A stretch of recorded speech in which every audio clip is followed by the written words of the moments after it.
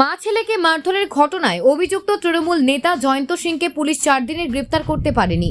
জয়ন্ত নিজে আত্মসমর্পণ করেছেন, অথচ পুলিশ তাকে গ্রেপ্তার করেছে দাবি করেছেন। অভিযুক্তকে ধরতে দেরি হলো কেন তা নিয়ে পুলিশের ব্যর্থতায় মানতে নারাজ মন্ত্রী চন্দ্রিমা ভট্টাচার্য। বৃহস্পতিবার বারাসাতে দলীয় কর্মসূচিতে যোগ দিয়ে সাংবাদিকদের প্রশ্নের উত্তরে তিনি বলেন, পুলিশ চেষ্টা করেছে, ধরতে পারেনি। পুলিশের কোনো ঢিলেমি ছিল না। সমর্পণ করার পর পুলিশ তাকে গ্রেপ্তার করেছে, সেটাই নিয়ম। পুলিশের চাপ ছিল বলেই তো অভিযুক্তকে আত্মসমর্পণ করতে হয়েছে। ভাঙার ঘটনাও জানি না, শ্যামনগর ঘটনাও জানি না। আমি তো দিল্লিতে ছিলাম, পার্লামেন্ট চলছিল। এখানে আমাদের রাজ্যের নেতারা এইসব নিয়ে জবাব দেবে, আমার না জেনে বলা উচিত। রাজ্য বিজেপির নেতাদের কি দেখা যাচ্ছে রাস্তায়? রাজ্য বিজেপির অবস্থা তো খারাপ, ওদের সভাপতি মন্ত্রী হয়ে গিয়েছে। আমি জিজ্ঞেস করি ওর উত্তরাধিকারীকে ঠিক হয়েছে কিনা, বললে আমি কিছুই জানি না। সুকান্ত বলল ওদের অবস্থা খারাপ, খারাপ হয়ে গেছে। আপনি লোকসভায় ছিলেন এবং যেটা নিয়ে বিতর্ক যে রাহুল গান্ধী যেভাবে শিবের ছবি দেখিয়েছে, রাহুল গান্ধী শিব ঠাকুরের ছবি দেখিয়ে যে বিতর্ক তৈরি করছে বা বিজেপি যেটা বলছে, এটাতে আপনার প্রতিক্রিয়া? না, আমি সংসদের মধ্যে সবার বাকস্বাধীনতায় বিশ্বাস করি।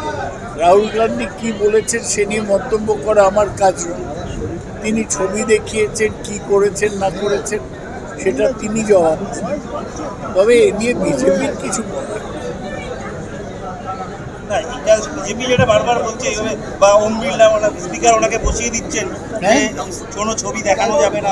এমনি নিয়ম হচ্ছে হাউসে প্ল্যাকার্ড দেখানো যায় না, কিন্তু দেখানো হয় বরাবর, এটাও সেই রকম।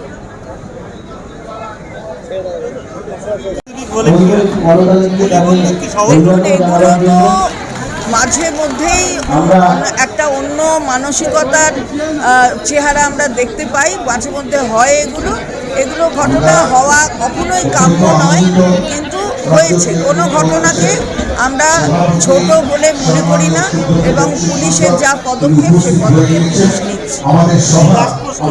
শুভেন্দু অধিকারী পোস্ট করা ভিডিও পঞ্চায়েত সমিতির অফিসে, বর্ধমান 1-এর ভিডিও আইবুড়োভাতের অনুষ্ঠান, বুঝতে পারেন শুভেন্দু অধিকারী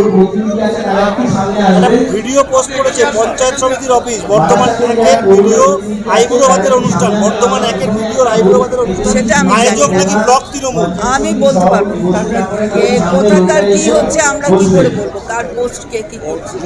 বর্ধমানে কে পোস্ট করেছে তার পোস্ট করছেন শুভেন্দু অধিকারী, তো ভিডিওর আইবুড়োভাতের অনুষ্ঠানের আয়োজন করেছে ব্লক তৃণমূল কংগ্রেস।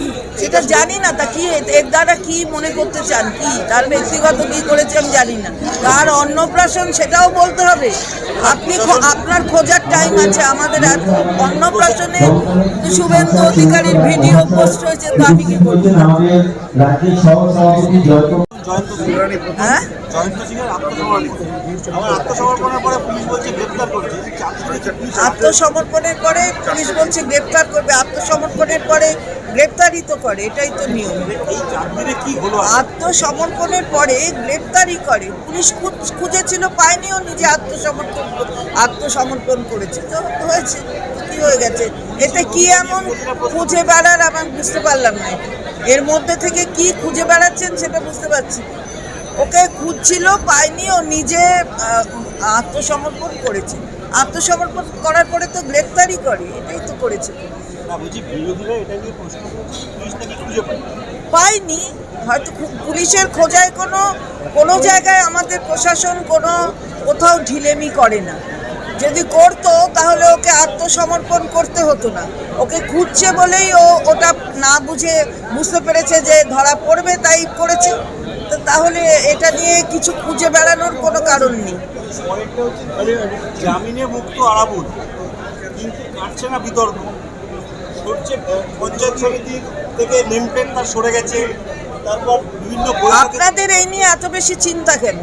জামিন দিয়েছে হাইকোর্ট, জামিনে আরাবুল মুক্ত হয়েছে। কোথায় আছে কিনা, কোথা থেকে কার নেম প্লেট সরলো, তাই নিয়ে আপনাদের এত মাথা ব্যথা কেন আমরা বুঝলাম না। সে আমাদেরও আপনাদের রিয়াকশান দিতে হবে, কারণ এটা তো আমাদের অ্যাকশন, তাহলে আপনাদের রিয়াকশান দিতে হবে। অত্যন্ত একটা বড় পদক্ষেপ এই মহিলা কর্মী নিয়েছে। একটা রিট পিটিশন ফাইল করেছে আর্টিকেল 32-তে মাননীয় সুপ্রিম কোর্টের কাছে, এবং সেখানে এই ওর যে এই তদন্তটা তাড়াতাড়ি করার জন্য, এবং যে আর্টিকেল 361-এর ইমিউনিটি ক্লেম করে রাজ্যপাল বারবার বলেন যে ওনার কিছু করা যাবে না অথবা পুলিশ করতে পারে না, সেইখানে ইমিউনিটির গাইডলাইন দেওয়ার জন্য বলেছেন। এরকম নানা ধরনের প্রেয়ার করে এবং পুলিশ ইনভেস্টিগেশন করুক, আর পুলিশ ইনভেস্টিগেশনে যাতে রাজ্যপালকেও জিজ্ঞাসাবাদ করা যায় এই রকম প্রার্থনা প্রেয়ার ওই পিটিশনে আছে। সুতরাং সেটা করেছে, সেটা সুপ্রিম কোর্ট দেখবেন। আর সাব জুডিস ম্যাটারে আমাদের বলার কিছু নেই।